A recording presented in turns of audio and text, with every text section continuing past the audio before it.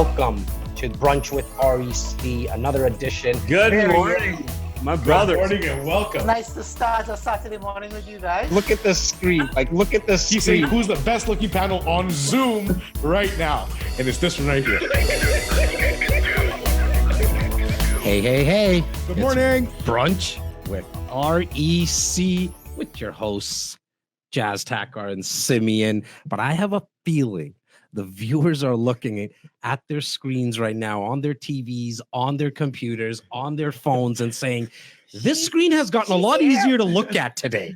A lot easier to look I at. have a bone to pick with the two of you because you've been doing this show for 18 months now, continuously every other week. And I have never been asked to be a guest on this show. Well, hang on. I had Don't to say beg, no. I had to bribe. Wait.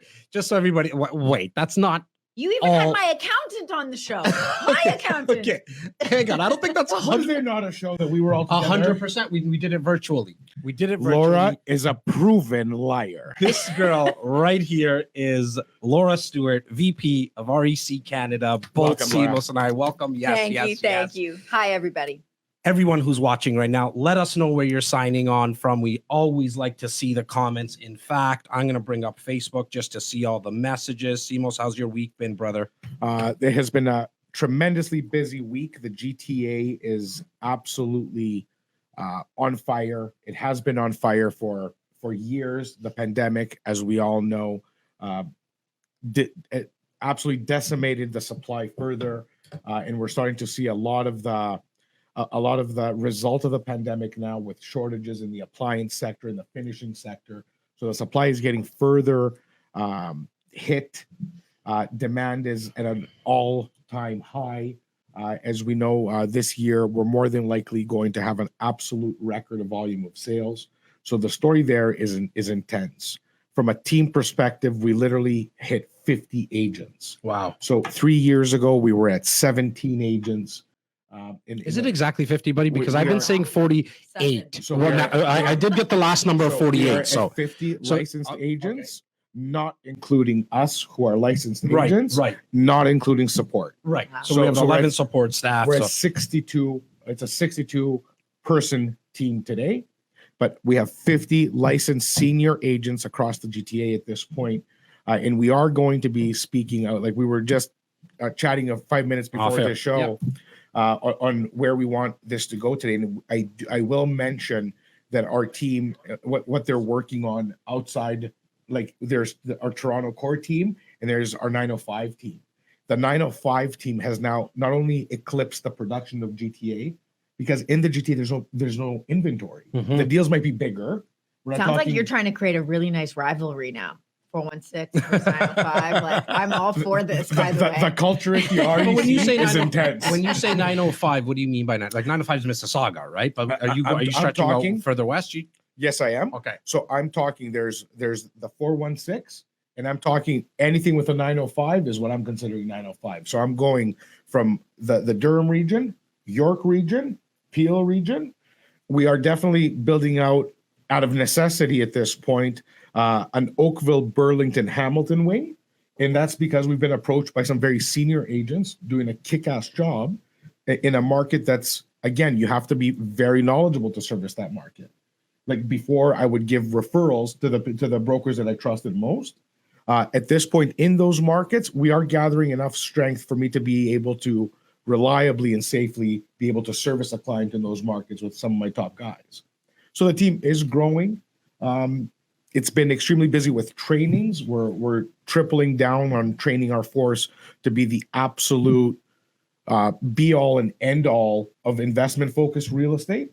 And we definitely have added enough resources in the residential sector with guys who are absolute beasts in listing, staging, consulting for residential needs. So it's been busy. It's been amazing. Yeah, and just to quickly add to that too, right? I mean, there's a reason that our company name is REC Canada, and we don't really speak about it a lot, but outside of the GTA / Southern Ontario, because some of our actual 50 agents still service other parts of the Southern Ontario, we can still make introductions to investor savvy realtors, to listing experts, to buyer agents right across the country. Yeah. And- Well, we know what we're looking for when we're making those calls, asking those questions to other agents, right? Like we know what we would expect for our clients. So we have Tyler definitely on the phones making those calls and finding the best of the best in those markets. Well, Tyler just I just saw that he signed on as well. Good morning, Tyler. Morning, Ty. If you ever need an introduction to a realtor in Quebec, a realtor in Saskatchewan, a realtor in BC, we're more than happy to do that. There's no cost for that service. All you ever have to do, especially if you're new to our world and you're a new REC insider, all you have to do is just send an email to info@reccanada.com. And we're like, you don't have to be so formal. Just put everything in the subject line and just say, look, I need a referral to Timbuktu real estate agent, and we'll put Which is a somebody place in Saskatchewan, touch. by the Is way. it? It's from what I There's heard. a place in Saskatchewan. Really quickly, Anthony, there's a couple of bottles of wine in the other room. Can you bring a couple of them for us, buddy? Anthony Tabar, big shout out to Anthony Tabar, one of our OG realtors for the last 15 years. He's been with us. I wanted to quickly, before we got started, people are signing on. Laura Stewart, again, is VP of REC Canada. We're going to be discussing the process of what happens when you actually sign an agreement of purchase and sale for a new build home or condo. Why are we doing this today on today's brunch? Because 2 brunches ago, we had out of 20 people who went into contract. Thank you so much, Anthony. 20 people signed an agreement of purchase and sale for a condo project. Don't be scared, brother. Don't be scared. You can come in. It's all good. As I said, so we're going to be speaking about what actually happens through that 10-day cooling period / 10-day due diligence period. And that's all Laura's role. And we're going to actually, so the reason this is coming up, because there's been so much action. Yeah. Meaning it went from event where literally 20 people took action that day. 20 contracts exist today. 20 people have to deal with you in understanding thoroughly, feeling confident enough, and to ultimately be happy with their decision. So to have Laura here to explain factually and be able to use anecdotes from this week, yeah, as to this is what's concerning people. This is how lawyers deal with it. This is the type of pressure that we're under because the clock is ticking. And how does the whole financing aspect work? And one of the main reasons why when we were speaking a couple of days ago and we said, okay, we need to bring Laura on to talk about this, it's because there was also another 8 to 10 people that wanted units. We got units for them, but then they pulled away. And in my opinion, and I think you guys would agree, a lot of it was because they were just scared. It was their first time, right? And so I think sometimes, you know, the emotions get involved. I would say a lot of what I deal with during the 10 days, yes, of course, it's about the contract and specific questions, but a lot of it is just sometimes as soon as you sign on that dotted line, you have this one day where you've got like that little bit of buyer's remorse, you know, when like you pick up a car off the lot and you're like, oh gosh, what did I do? But then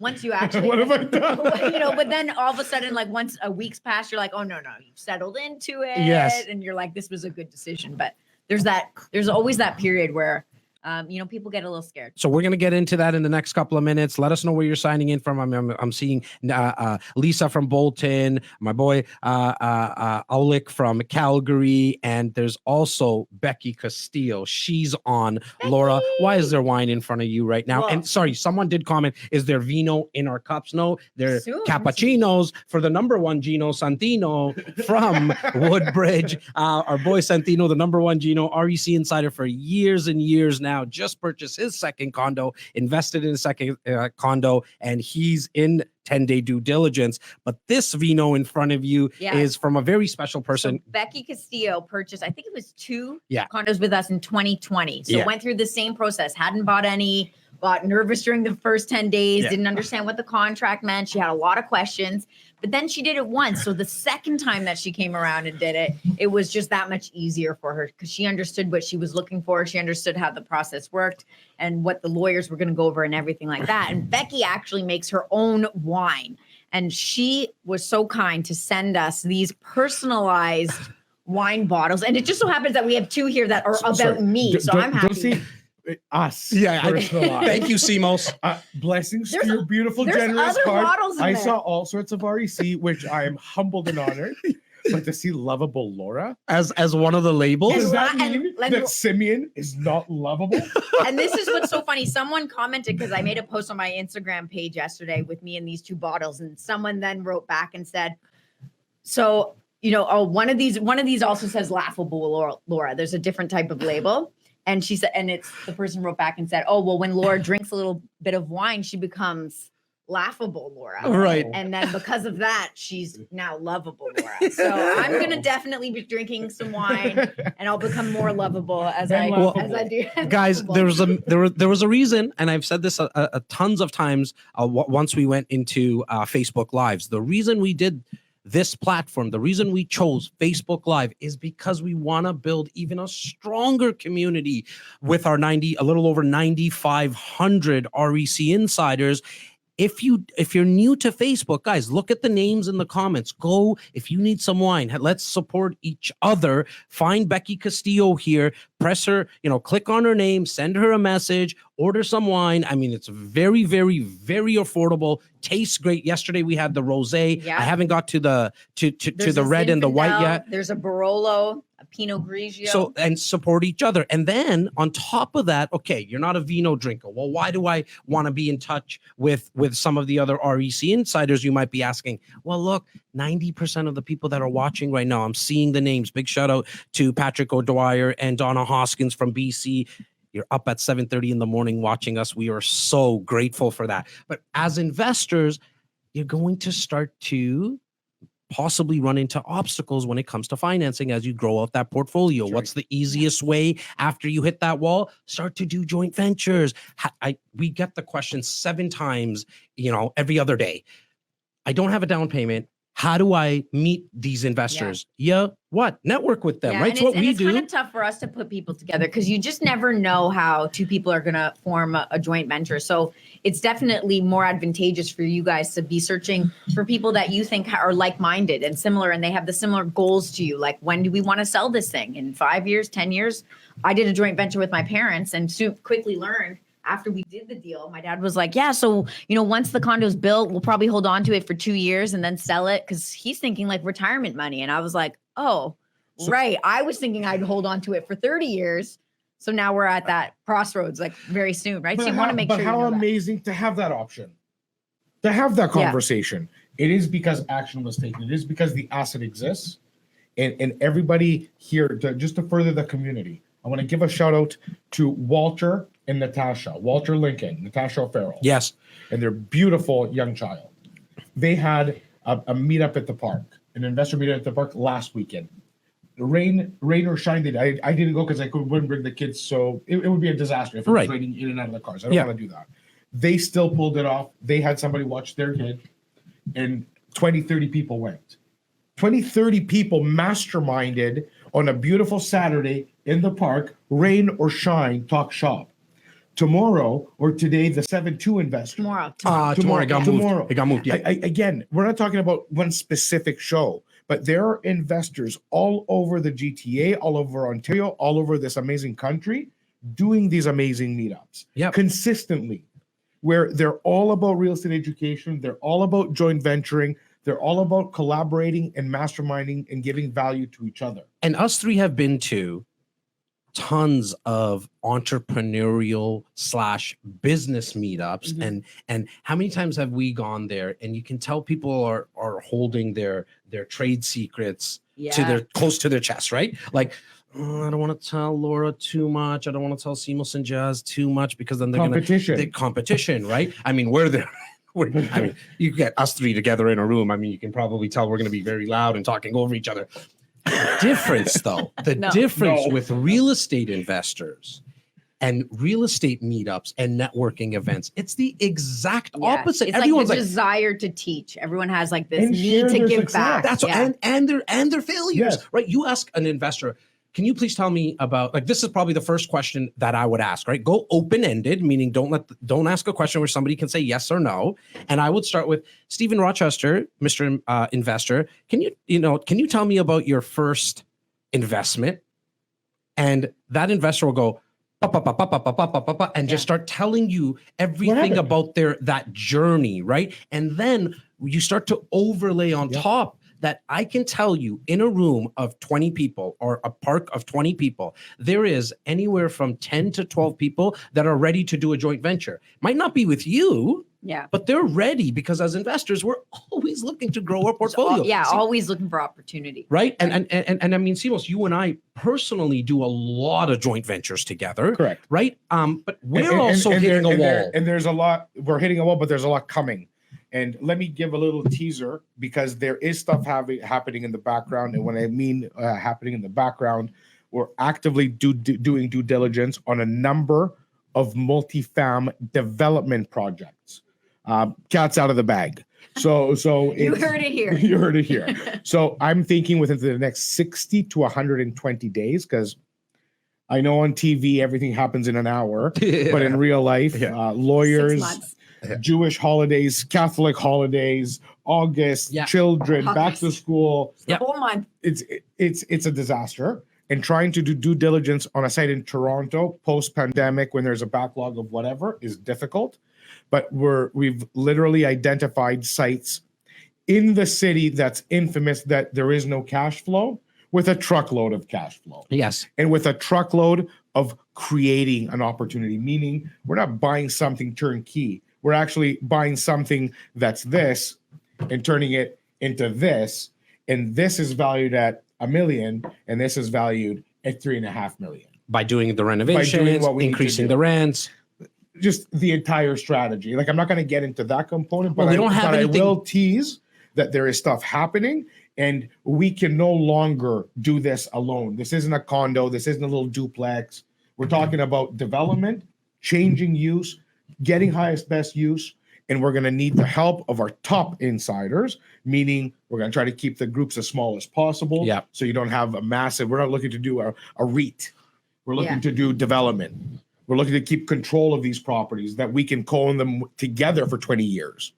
Well, I hear that all the time. I want to invest with you guys from clients, right? Sure. Like, you were like, well, what are you guys investing in? Because obviously you're doing all the due diligence. Like, you know the projects that are out there. So the ones that you guys pick, have gone through the ringer. If you just joined us here live on Facebook, it's Brunch with REC. This happens every other Saturday starting at 10:30 a.m. Welcome to all the new insiders and obviously the ones that have been with us for years. We're going to be discussing today what happens in the 10-day due diligence period after you sign a contract and an agreement of purchase and sale. What happens? What's the process? What should you be expecting? And from an REC Canada perspective, there's no one better at it. One of the most patient people we know, been with us now for at least with our clients, not with you two knuckleheads. Yeah, it's hard to be patient with Simos and Jas. I get that.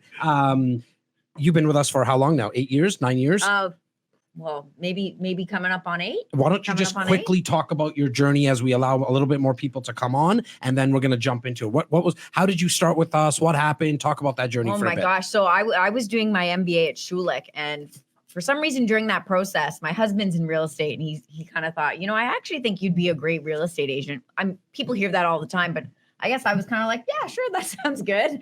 Let me see what that's like. Got my real estate license while I was in school, and I was actually, this is a funny story. I used my interview with Jas as a test interview because I didn't actually want to work here. This was my let me mess up on Jas and let me go find these other places that I actually wanted to work. It was Jas that interviewed, wasn't it? Yes, it was. And I got sold by Jas. I mean, everyone knows when you get Jas in front of you, you're very compelling. Thank you. Here Thank you I am. very much. I can't seem to get out from underneath this now. Yeah. Well, that's why you're in between us right now. Let me go.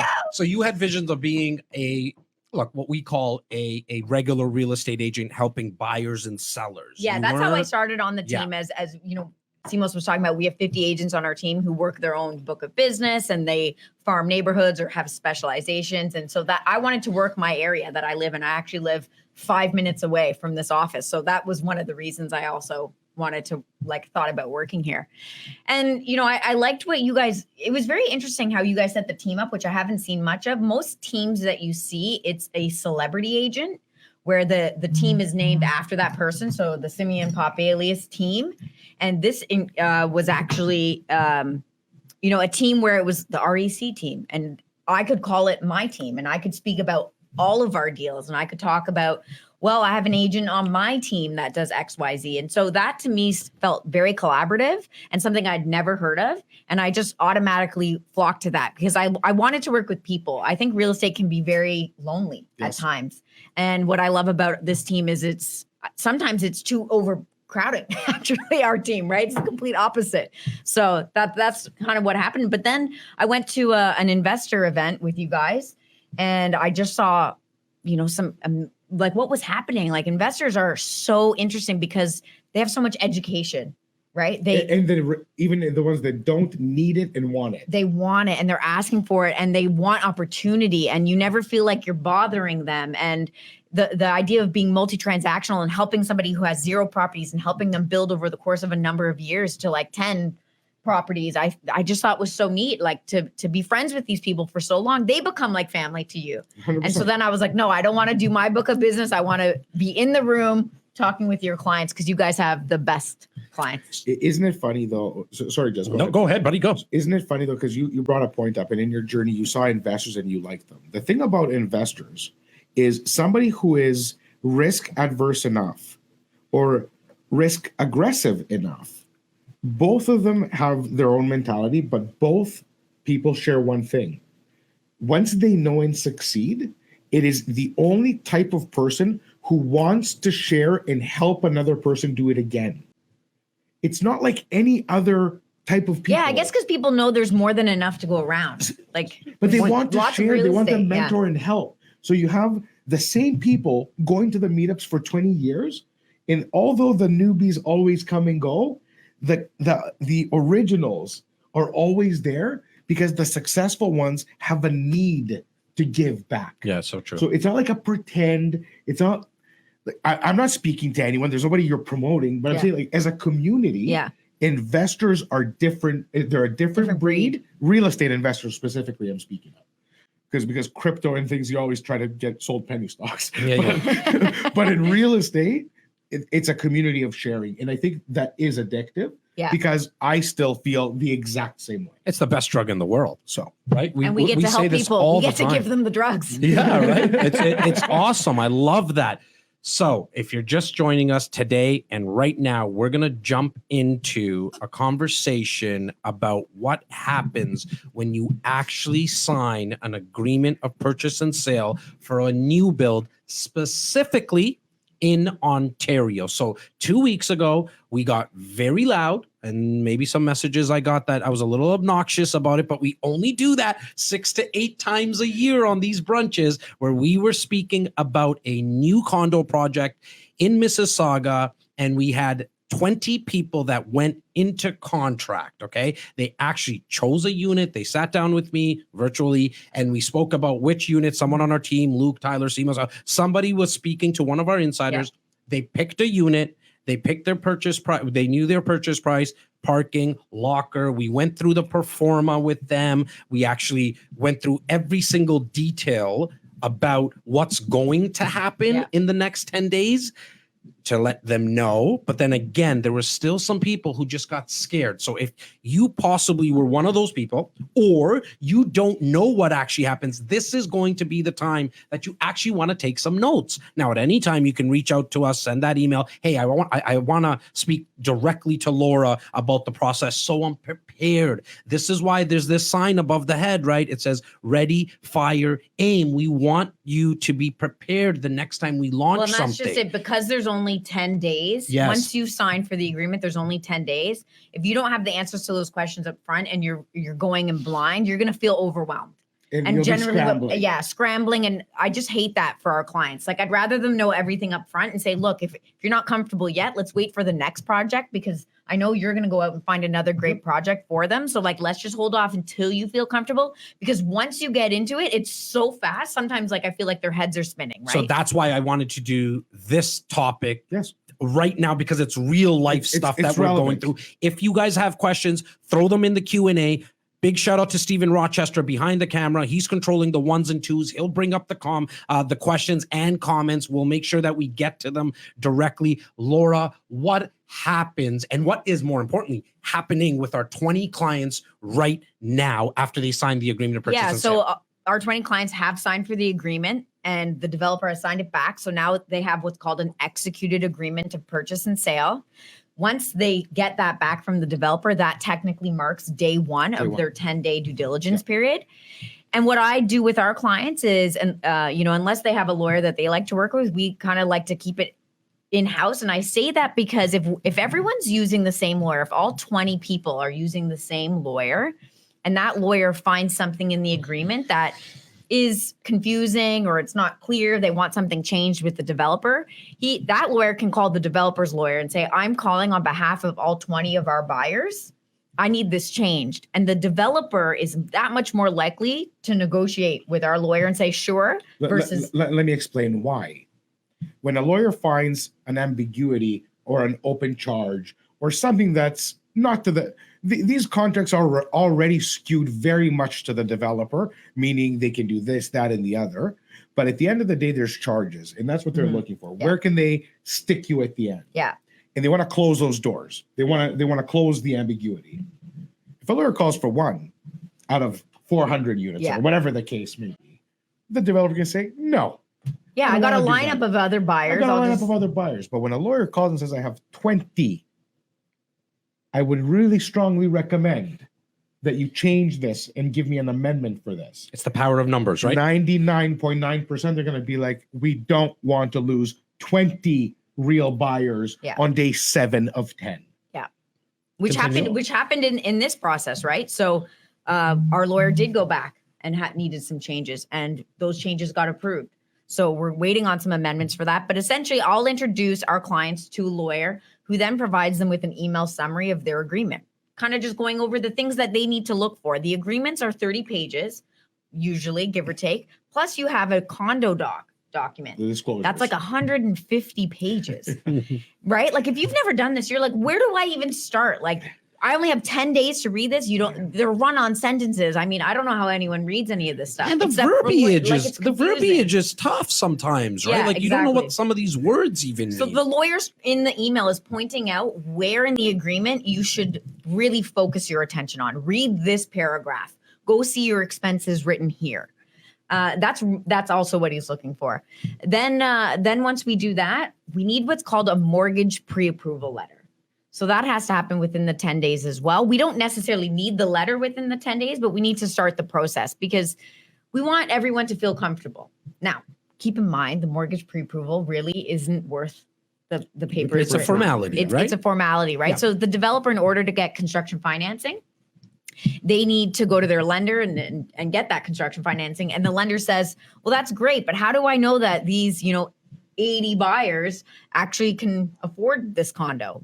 What proof can you show me? So that's what the letter's for. It's a quick application they do online. I say it shouldn't take you more than 10 to 15 minutes.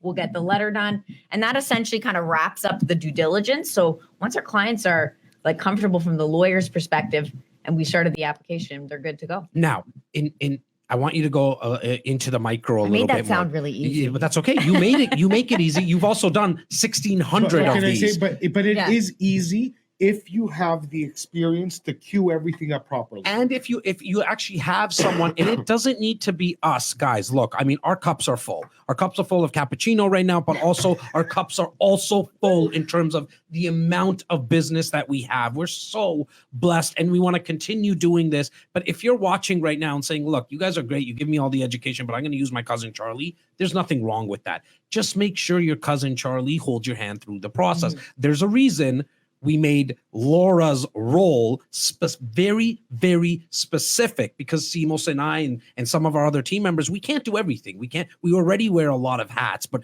Laura's role with our company is very, very specific because, I mean, the on average, these 20 units that were done a couple of weeks ago, I think the average price point was $667,000. Yeah, that sounds right. We're talking about a lot of money, guys. We're not buying a pair of shoes here. And it's all happening at the same time, right? It's not like these 20 buyers are spread out over a month. Like, it's everybody went into contract 1 to 2 days of each other. Now, I see you going back and forth like a little Energizer bunny here all the time on the phone, and I hear all these things that you're talking about, and you get a lot of questions about a few things. Yeah.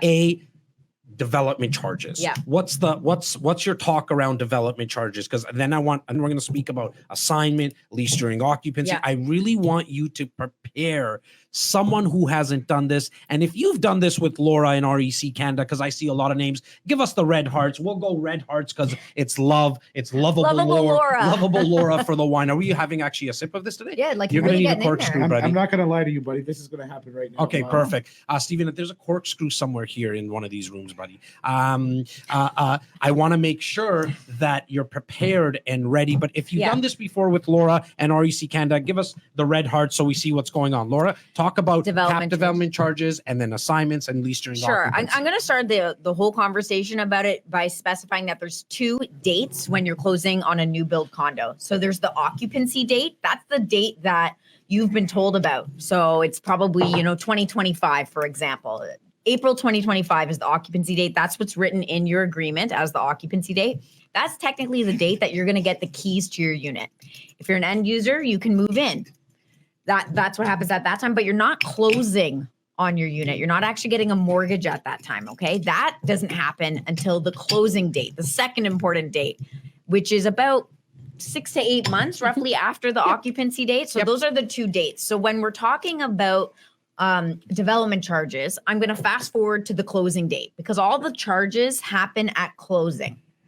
So the cap development charges, the developer's closing on your unit, you're about to take full title and possession of it, and the city charges the developer a bunch of fees, taxes, levies, and things like that, for which they just move on to you, the buyer. The only problem with that is because we're in 2021, it's hard to get a good idea of what those charges are going to be in 2025 because things change, lumber increases, steel, like all these things change in prices, and the city decides suddenly that they're going to charge the developer more. So it's hard for them to say that this is exactly what it's going to be. I would just contribute a tiny bit there to what Laura is saying. Not only do we not know what they're going to be in the future, we do know that in the last 4 years, they have actually been increased. Development charges to the city specifically, per condominium unit, per townhouse unit, per detached, per semi-detached, in every single asset class of residential real estate, there has been at least a 250% increase. This is factual. Yep. It's messed up.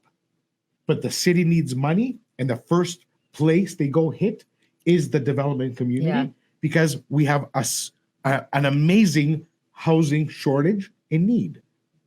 So when people say the prices are going up, the city always stays quiet because the biggest culprit of the percentage of the cost when you're buying a new home is literally not the building of the home. And it's everything surrounding it. Yeah, you have to consider, like, if you say, well, that's not fair, why is it charged to us?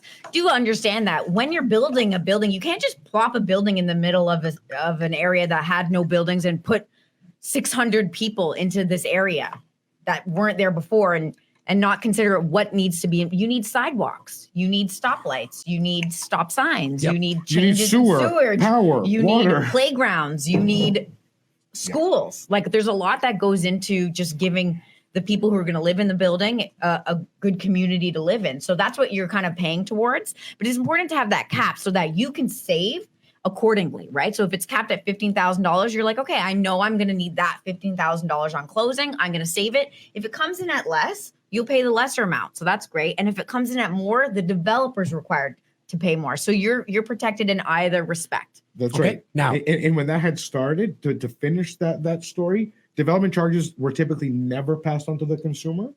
Then when the development charges started raising, they passed all of it to the consumer, unbeknown to them.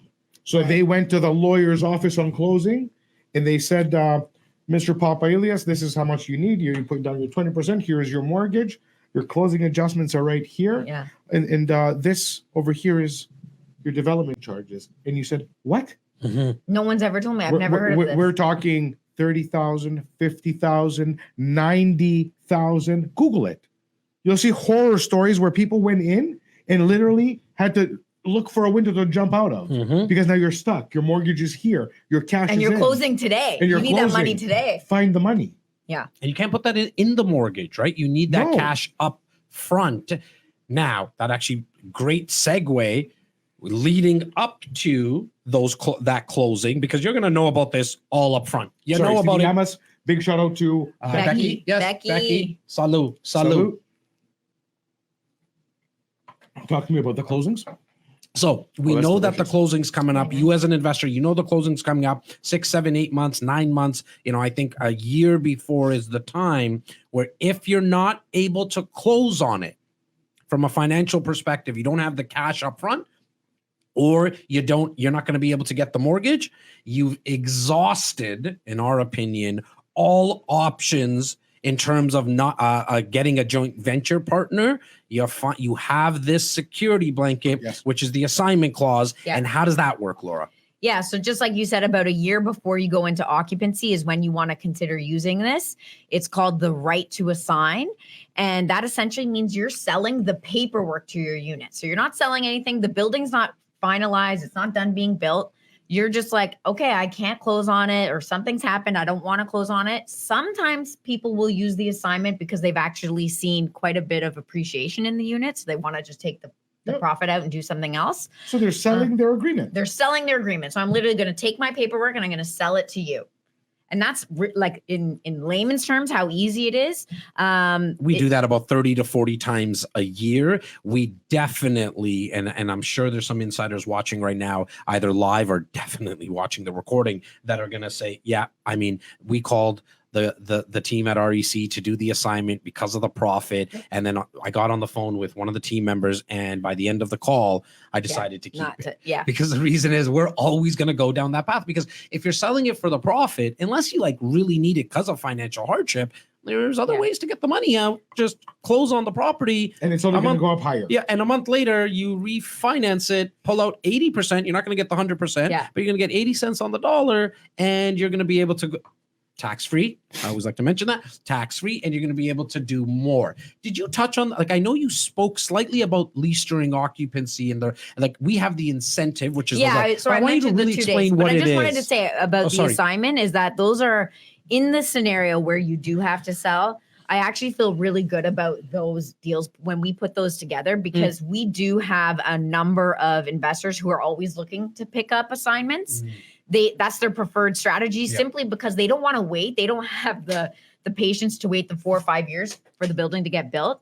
But they can actually pick up an assignment at a bit of a discount, because you, the assignor, have to give a bit of a discount. So whatever the market rate is for your unit that day, you're going to discount it a little bit, leave some money on the table for the new buyer, but you've also made profit and you're getting out of the deal. So both parties walk away feeling very, very happy and being profitable. It's a win-win situation. When you spoke about investors wanting that, my brother, okay, I'm the youngest of 3, but if you ever see him, just tell him he looks the youngest. You'll make his day. He'll love it. Shout out to my brother Tack. All Tack does, that's his whole portfolio. Yeah. His whole strategy is to look for assignments. Simos, you actually put together a deal for my brother that just closed. Like, the email from the lawyer went to the clients yesterday. That's right. After all expenses, the real estate fees, the builder fees back then, it was like $1,000 to do the assignment or something like that. The assignor, the original buyer, an REC insider, got their deposits back, their 20% that they put in, and a profit of, what was the number? $100,000. $98,700 or something like that. A big shout out to Lynn, a big shout out to Tack, a big shout out to the lawyers, because it was actually a pretty convoluted agreement, not due to the fault of either party, but based on the language and when the assignment was done, and of course our beloved COVID. Exactly right. But big shout out to all parties involved. To all parties, because it just happened. So look, I mean, it's real, right? They saw the profit. They wanted to take that profit out. They did, and like you said, they didn't have to do anything. You get $100,000. All you do is write some checks and wait. Right. Exactly. You just got to have some patience, right? Because we know what's going to happen with values.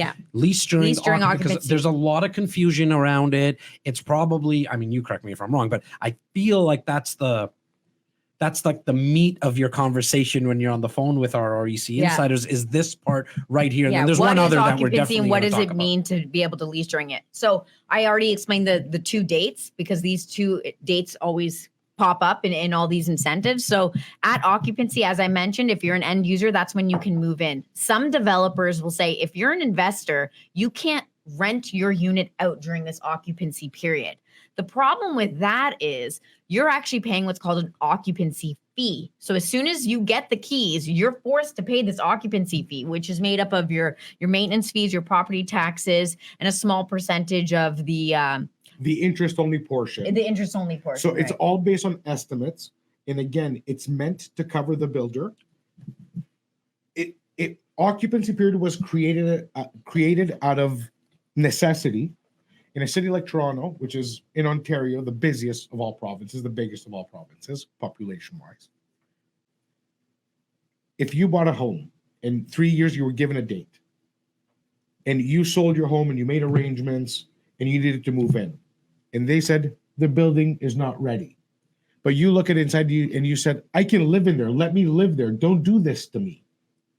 One after the other, after the other, after the other. Occupancy period was introduced in Ontario. It's not across in other provinces. You're not Yeah, allowed they to give don't an have it, occupancy. yeah. You wait till registration. Here they did for whatever reason. That's my understanding of how this came about to be. Mhm. So when the building is substantially complete and safe to be lived in, where you don't need boots and a hard hat to walk inside, they can hand over the occupancy Yeah, period. this is anyone who goes into any of these condos here in Toronto, you'll probably see they still have some of the cardboarding All up like sorts. on the floors. The They're finishing. amenities aren't done, like, or they're doing the top floors, but all the bottom floors are complete, right? So they're allowing people to move in and get access to housing Safety permits have earlier. been, That's right. Yeah, everything's safe and you're good to move in. And that fee is exactly what you said. The estimated property tax, the estimated maintenance fee, there's no adjustment after. It's just the estimate from the beginning of the cost reporting, and the interest only portion of what would be your financing. So if you had a 20% down contract based on your purchase price, the 80% mortgage, it would be the interest only portion of that. So it's made up of those three things. And another term that gets thrown around is ghost mortgage. That's what you might read in blogs. You might be at an investor meetup and someone says ghost mortgage. You now know what they're really talking about. It really is just the occupancy fee that you're paying because it doesn't go towards your mortgage. It's like paying rent, right? As from an end user's perspective, Yeah. it's okay. Like you got your place. It's not registered yet, but you were probably most likely paying rent somewhere. Well, and anyways, it's kind of right? good for it, like if you are moving in that respect, because you're paying a little bit less than you probably will be paying on closing because Yeah. you don't actually have your mortgage yet. That varies. And a it works little out bit. as an investor too, right? Yeah, We it always works talk about that. it only works at an investor Yeah. if you have the right to assign. Right. Because you're paying that fee no matter what. So if you The can't right to rent lease. The right to lease. the right to lease. So if you can't rent out your unit during this time, you have to pay that fee. So now you're in the hole, right? So if you don't have the right to lease, that's not a good thing. But So let's talk about why there's a right to lease, because people are confused. When you take over occupancy, please remember you do not own the condominium yet. Good point. You are temporarily using the law of the occupancy period to be in the unit. So when we negotiate the right to lease, what we're basically asking the developer as an investor is to assume the risk of a tenancy. yeah. What does that mean? Why is there risk?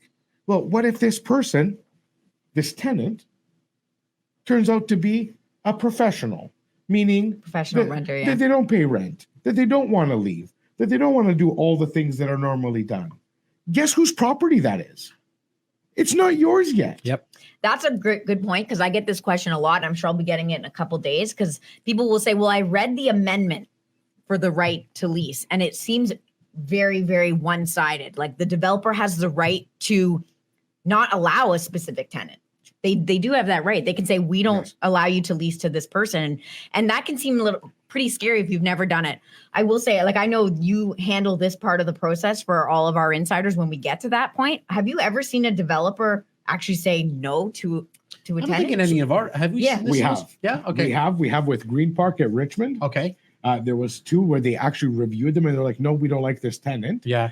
It was cleared up and the tenants did go through because we screened them. We said, no, you're looking at the wrong 2 metrics. Right. This is this person's credit report. This is this person's Got credit report, it. and this is their income. Got it. But they did review. Yeah. They did reject. Yeah. We appealed and we got it through and everything is hunky dory. Good. But they have before.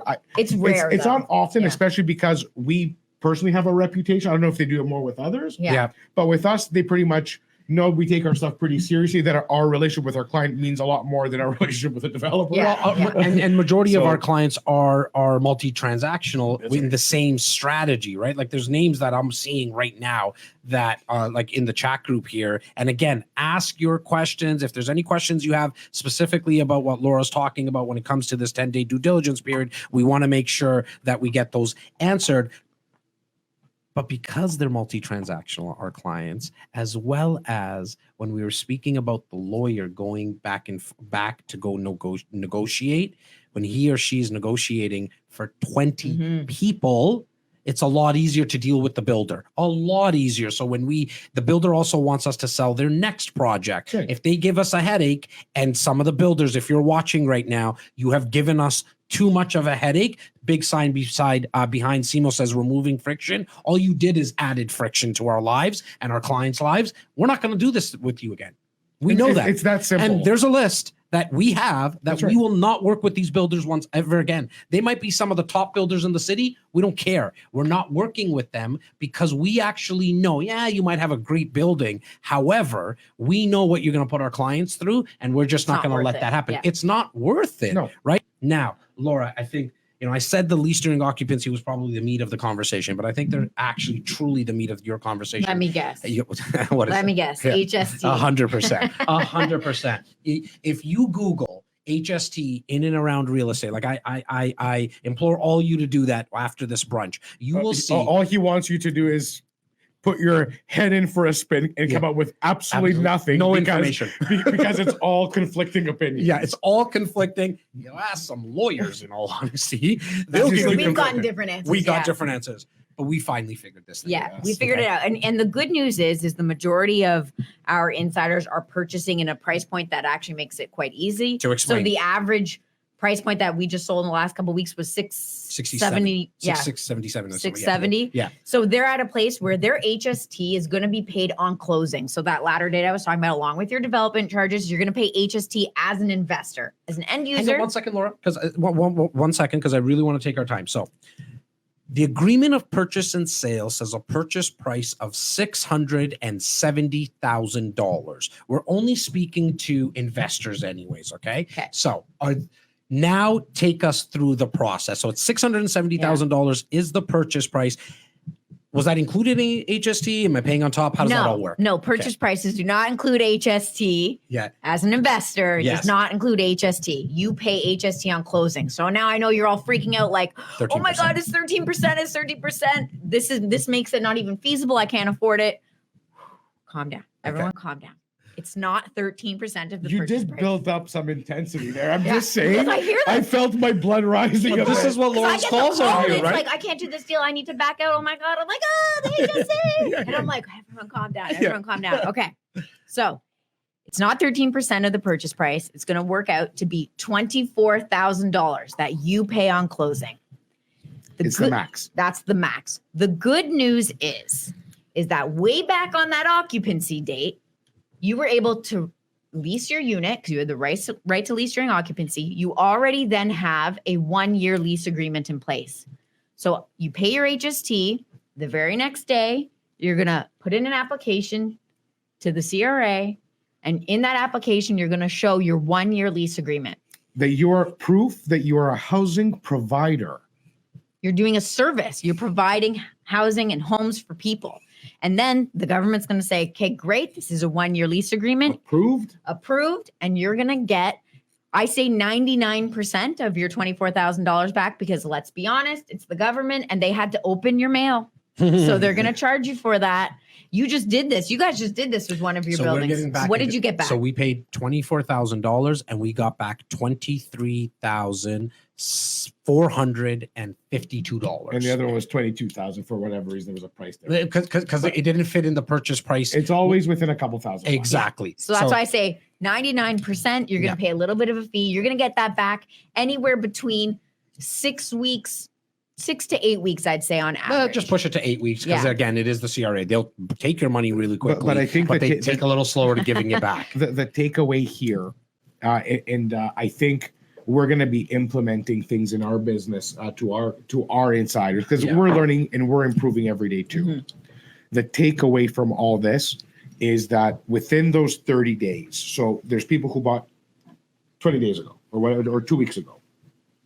We educated them on the process. I think what we're going to do now is there's going to be a full blown where we bring Michael from the HST company. Yep. He's going to come in. We're going to put him on Brunch. on the broadcasting. Yep. Every single buyer needs mandatory to attend this meeting because I never again want to see a confused look the last week before you close. 100%. That breaks my heart because your unit made a couple $100,000. You should be celebrating daily, 100%. anticipating the closing. Yep. But you're stressed out because, and it's our fault, we didn't adequately prepare you for the cash crunch because it's not a lot of money. Yep. But it's a lot of money today. Yeah. And until it comes back, it's a problem. Yeah. Well, that's it's why a we cash flow situation. and that's right? why we consistently thank the first 50 people we did this with 8 years ago because you were kind of the guinea pigs as we were doing this. And I don't A mean lot that of this in a joke. legislation came in afterwards via this Yes. all too. Well, right? And here's the important thing. We don't include the HST. So when you look at a pro forma, it doesn't include the HST because if we put it in, there's no way to take it out. And that's going to mess up your ROI numbers. Like it doesn't make sense because you do get the majority of it back. If you add it in, Yeah. it adds a small cost to the cost. Yeah. But when you take it back, it adds too much to the return. Exactly. And it actually skews and it's a fake. lie to the It's a performance. fake. It's Yeah. a fake, So it's a fake it like it performance. just doesn't work for us. So I know that you guys tell people on the phone, Luke tells them on the phone, the lawyer goes over it. So I just don't want there to be any confusion. You do need the $24,000 on closing. Okay. You have now, to pay it. Now, the other part that you go through, and you just said it, pro forma.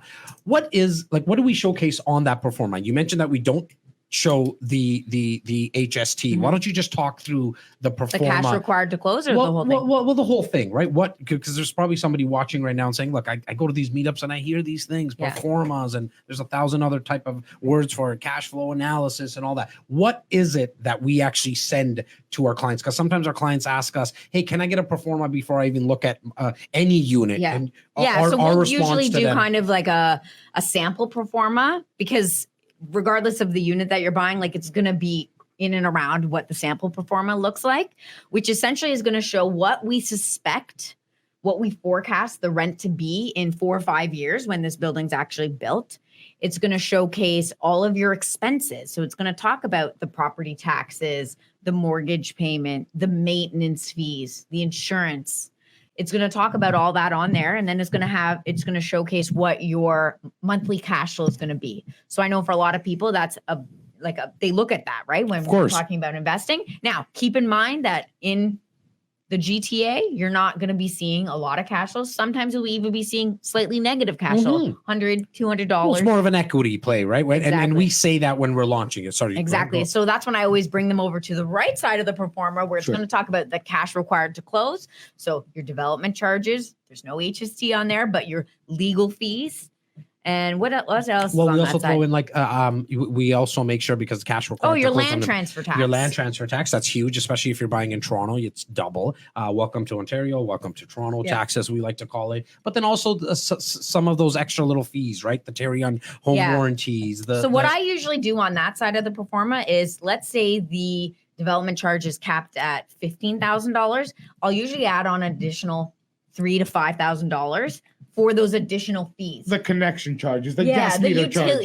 Utility meters, educational levies, and arts for the community, like all those things that unfortunately I wish they would just include everything in the development charges, but there's always a couple others. And again, I don't want you to be surprised. So I'm going to say save the entire 20,000 and let's hope everything comes at less. Yeah. Like less, but at least you're not screwed on closing. Exactly. You have the And there's no surprises, There's no right? surprise. And now that we've seen this so many times, that you're also going to have, like, I want you to envision the 20 people that we're speaking about, and some of them are on this brunch with us right now. They've signed that agreement of purchase and sale, but after it's done, because you always say it on the phone, I hear it again, right, Laura, that you're saying, like, look, this is going to move very quickly. Your head's about to spin. How quickly the signing process happens, especially in today's day You and have age. to sign without reading it. Exactly. And I always say, I don't know about any of you guys, but like my dad was like, don't you dare sign anything without ever reading it. Right. And so this is like, I have to ask the clients, I'm like, please sign it without reading it. Because the link expires. Because the link expires. And more importantly, at the beginning of a development project, because we get in at first access pricing, you have to understand the psychology of the developer. If you're not a serious buyer, they want to take that unit back as fast as possible and go sell it to the next person at a higher price. Well, So they don't have time for you to be sitting around and reading the documents before signing. right. Then you can take, once you sign, you have that 10 days. Automatically. Then sit down, review it, read it then. But unfortunately, I need you to sign right now. Yeah, no, look, Yeah. and we're never trying to push anyone. Anybody who's been in our wheelhouse long Right. enough understands that's not our style. That's not who we are. But unfortunately, you know what? I shouldn't say unfortunately. It's actually very fortunate, because if you talk about the 20 people in contract right now, I know what the new price lists are out there right now, right? I mean, prices have been increased anywhere from $12,000 to $16,000, depending on what type of size of unit you have, because the builder in this specific building, okay, and you can go back to the brunch 2 weeks ago, myself, Simos, and the CEO of Eden Shaw, Carmen, we sat down, we had the conversation. Now it's 2 weeks later. What happened is that they had 423 suites, I believe, but they double sold the building. It's like Air Canada when they oversubscribed for flights. That's what these guys did as well. They actually had a little over 832 reservation So here's the thing, forms. they like when you cancel. 100%. Right now, they're like, thank you, because I'm going to take that unit and I'm going to go sell it to this person for $12,000 more. They're Yeah. happy, Yeah. but they just want to get the move on. Right. So for you guys who signed up, that's why taking action so quickly is important, because you've already on paper made a little bit. Well, look, I mean, we're getting comments that says great info, everybody, great information. You all are helping to eliminate fears that I have. Thanks. Big shout out to Adam. I mean, if that's all we did today, it's a massive WW meaning, That's right. a massive win. Now, there's a couple of other things that kind of go on in terms of the emotions, Laura. I want you to touch on this, okay? Yeah. Because now you have experience of, you know, I don't know if you've been with us for the full 1,600, but you're probably at like the 1,400 clients that actually went from start to finish. Yeah. But you're probably over 2,300 of clients that signed the agreement, but then Yes. something happened, Yeah. they had to pull out. And guys, for everybody who's watching right now, if you actually sign an agreement and go through the 10-day due diligence period and pull back, there's nothing wrong with that. That's okay. That's why we have it. There's like, you could do that 17 times with us and we're okay with that. We just want you to actually take, But not 18 action. times. Not 18. Don't do 18. Well, 17's okay. Yeah. Now, as so long Laura- as you do one. Laura, I want you to touch on the for lack of a better word, the fluffy stuff. Okay, the fluffy stuff meaning what do you see when it comes to the emotions that people are going through? Because maybe that's where we can, take away a fear like Adam's. That's what you did today. So big shout out to you, Alto. What is it that you're seeing? I would say uncertainty about getting mortgages. Okay. Right. Interesting. Because it's hard to know today if you'll be able to qualify for a mortgage. That seems to be a lot of fear. And I say, the good news is we have a long period of time between now and when you actually get the mortgage. So let's set ourselves up so that we will be able to get the mortgage. Like, let's put our best foot forward. Let's talk to a mortgage broker. You today. have more control than you think. You have so much control over the next couple years to figure out, like, put all your ducks in a row so that you'll be able to get the mortgage. And if for whatever reason you can't, then again, we have that right to assign, so you can get out of the deal, or we get creative and we get joint venture partners and things like that. That seems to be a sticky point for a lot of people. Right. And again, some people will say, well, I don't show a lot of income right now.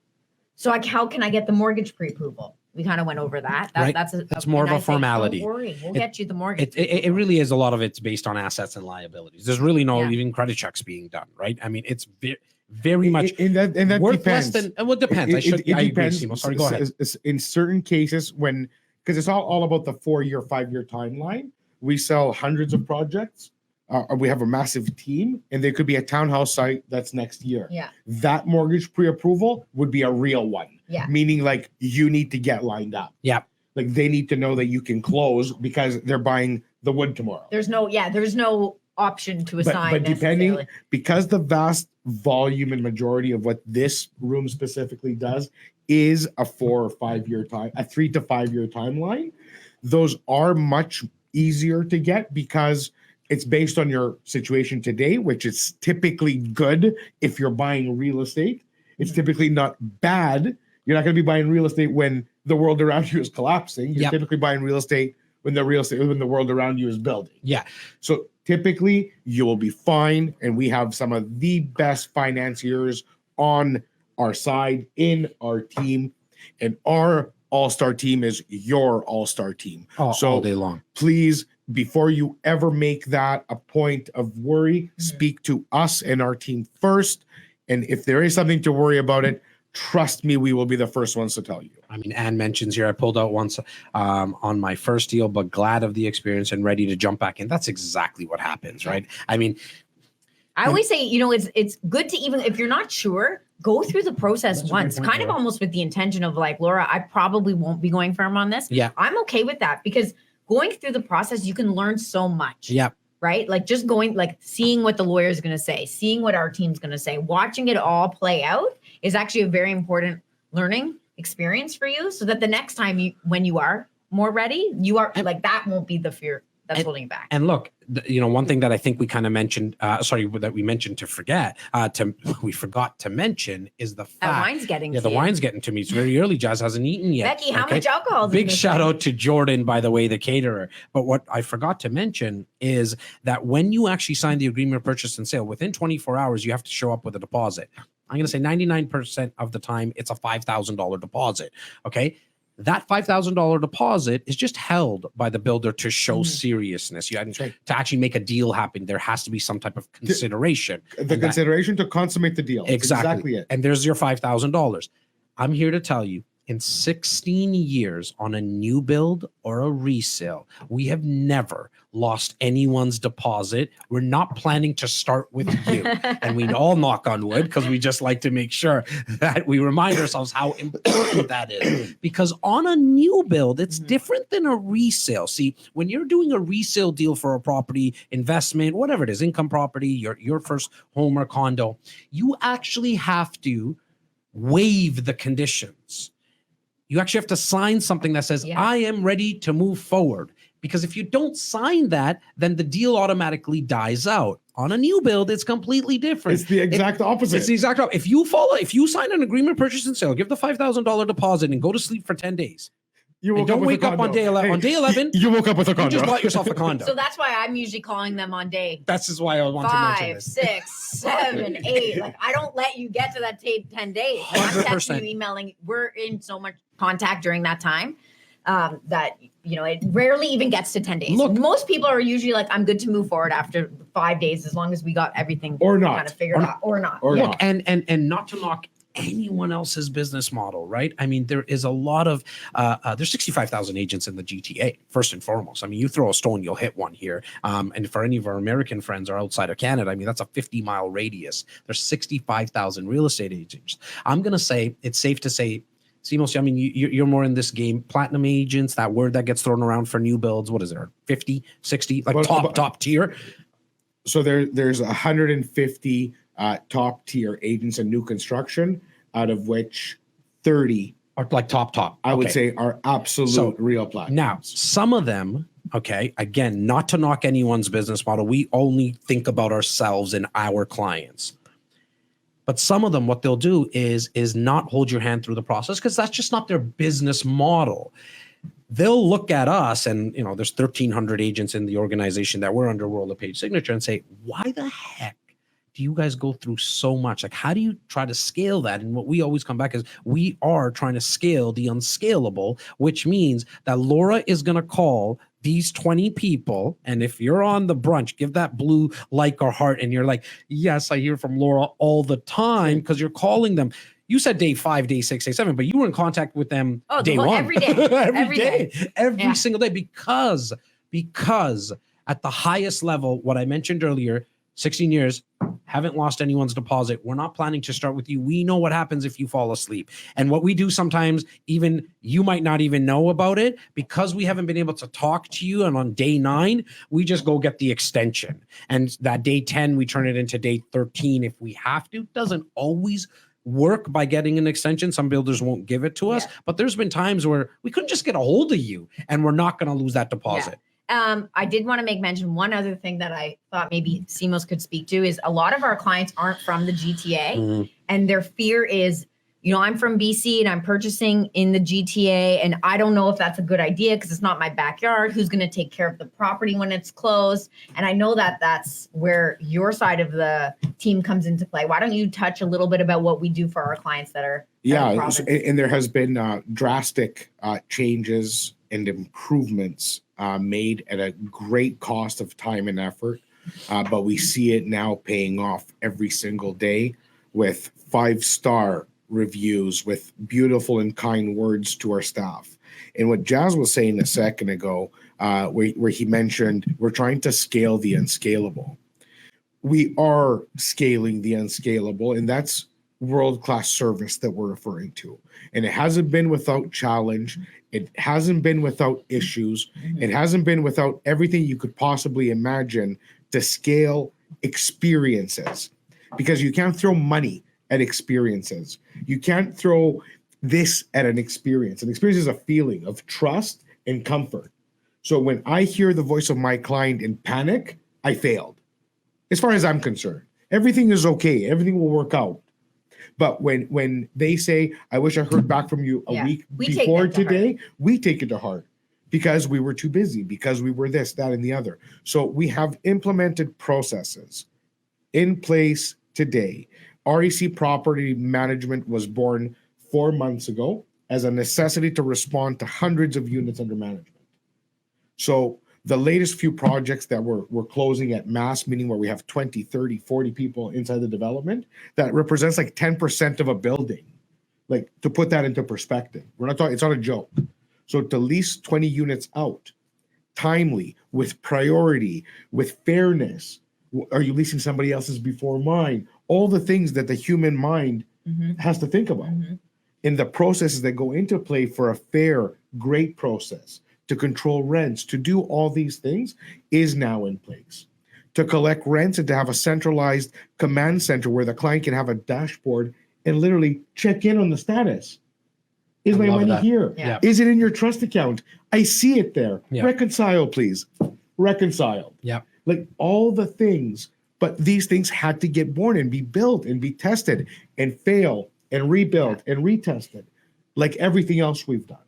But when I say the emails are coming in where they say Katie is an amazing resource, when they say thank you Gevic, thank you Caroline, thank you Bobby, Rosanee, like how many reviews does Rosanee have? Yep. That monster. She's relentless. She rents out my personal condo. She rents out ones that you and I if have I don't together. respond, because every single one of our agents has to get approval from us at the end. Like they're saying, I have it, I've done all the due diligence, the client loves them, I love them, press approve, Simeon.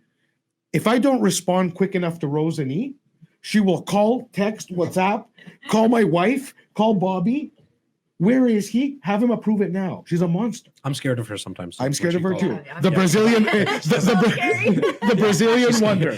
In the But- best way possible, but- because she's actually working You you want that you as a landlord, right? You So want I- her. I- Yeah. So just to And cap Katie and Gevic, sorry. So just to cap that out, there is massive changes that we are trying to scale the unscalable. We do sell a lot of real estate. Again, our cups are full, and all these things that we build in the back end is to give back an unforgettable experience and to create what we want to create, which is the absolute authority, the best team hands down in this country. That is our audacious goal. Well, and look, and we're taking it. And what I love, what we've always done, is we've built it kind of from the ground up, right? Right. And we said we're going to do this the right way, and it's going to take us a while to do it. I mean, we're 16 years into this. I was talking. Rest to in peace to our late partner Simon. 100%. I He mean, was part of every single second of those days. I one of our phenoms here, Luke, who's kind of becoming my right hand guy when it comes to the new build stuff. We were just in a conversation yesterday. He's like, man, like, it's so cool that you guys don't really have any holes in your organization no more. I was like, whoa. That's so cute. Buddy, the day when we don't have holes, I'm done. Yeah. What keeps me up night, what keeps you up at night, what keeps we're you not up at stretching night ourselves is the then. fact that we still have so many holes. We're not perfect. The biggest hole ever. And we're just trying to get better over time, every single day, just a little better. We had a question here, Ken, saying, I know you guys are very busy with the GTA. Are you considering providing the service for Ottawa?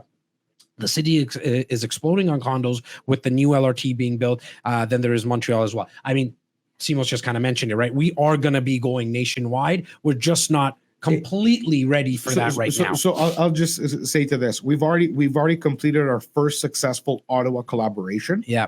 The only way that we can scale nationally and provide the same type of service would be to grow out a true collaboration network where we have the REC Ottawa branch. Yes. The REC, but I'm not talking about us being in Ottawa. Yeah. I'm talking about instilling the same book, Yeah. the system that you have literally. It was right written. here. It was right here. World- It's gone. Yeah. It's world-class service systems. It's about this big. But it is a blueprint of our practice. Yes. It's a blueprint of our firm. And if we were able, so we're not talking about like a franchise or a branch. We're talking about to be able to say, call Rachel Hammer. Yes. And you're going to expect this, And it's the this. exact same. And it's the exact same. And we had negotiated access to James House at the first price, all the things that we do here.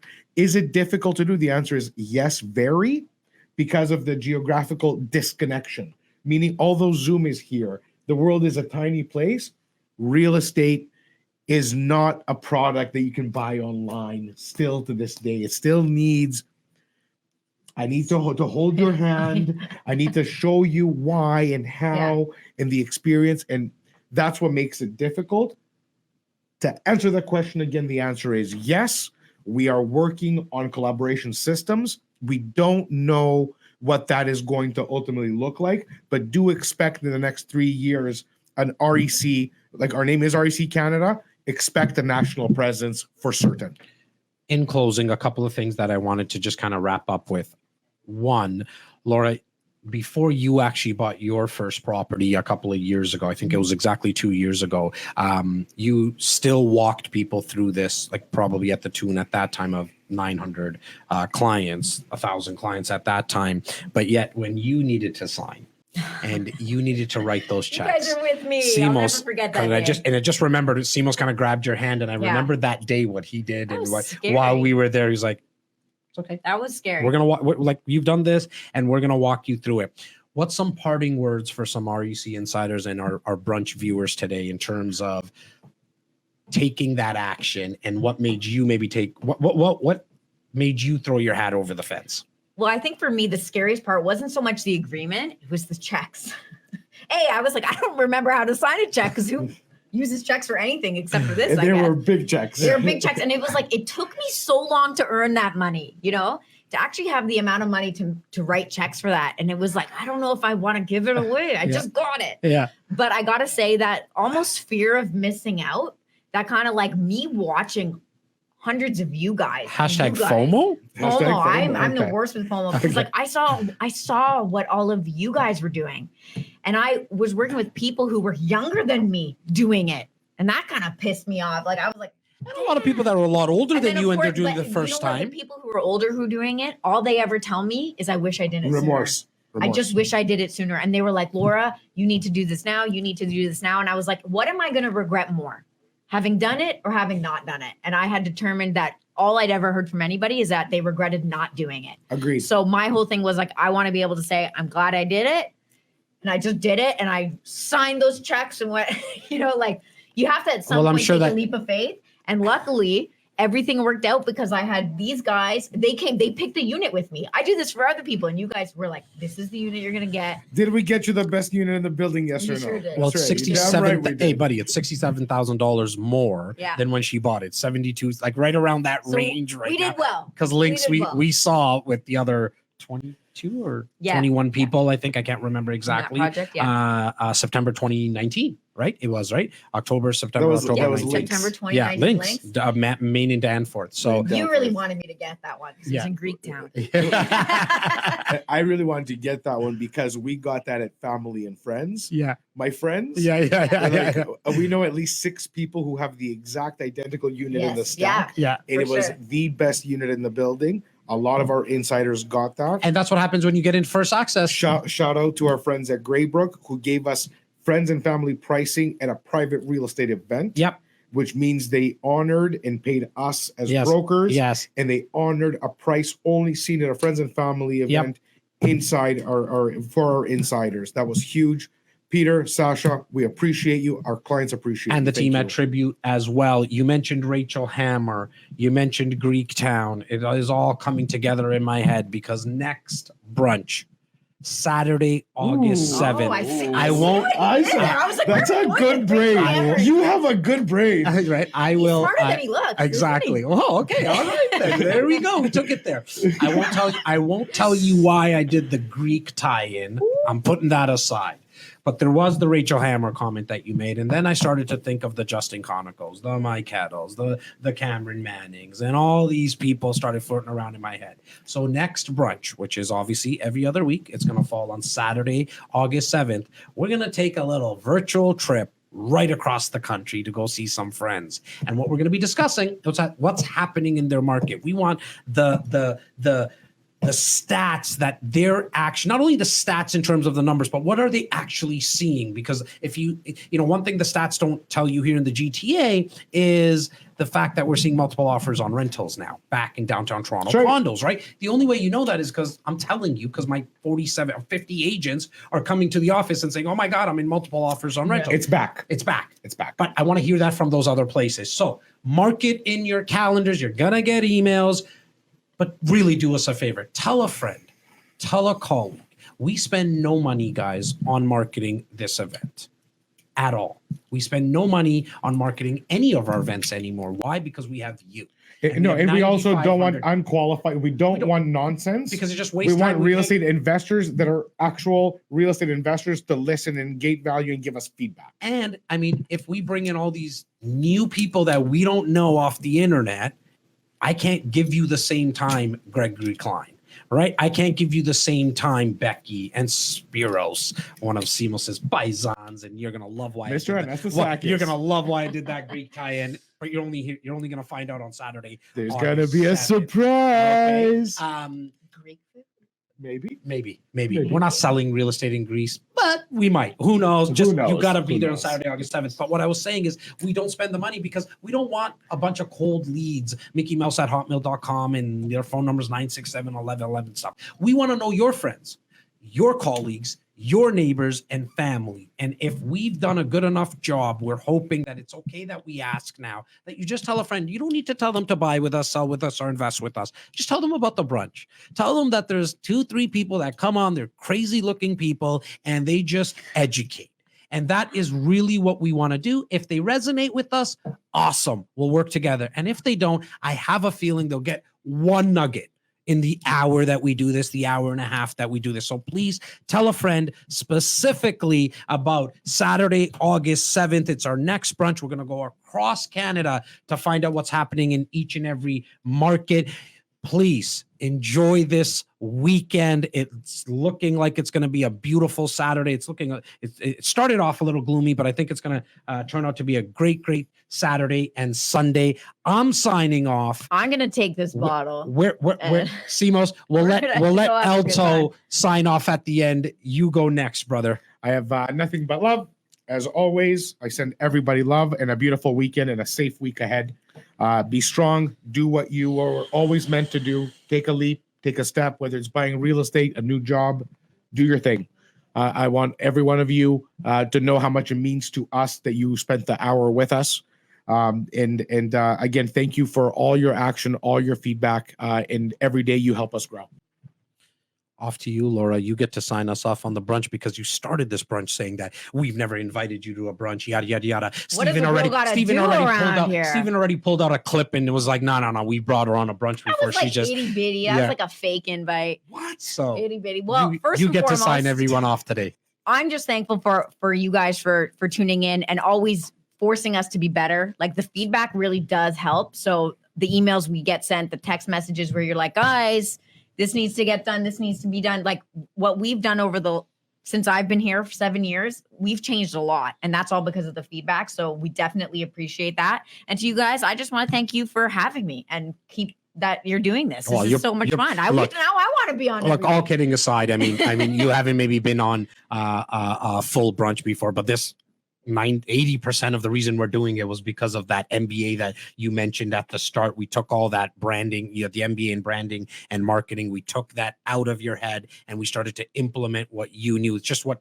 Simos and I have always done. We try to bring people that are smarter than us in the room. You're the brains behind my beauty and Simos's beauty. We'll give you that to the rest of you guys. We love you. Have a great week.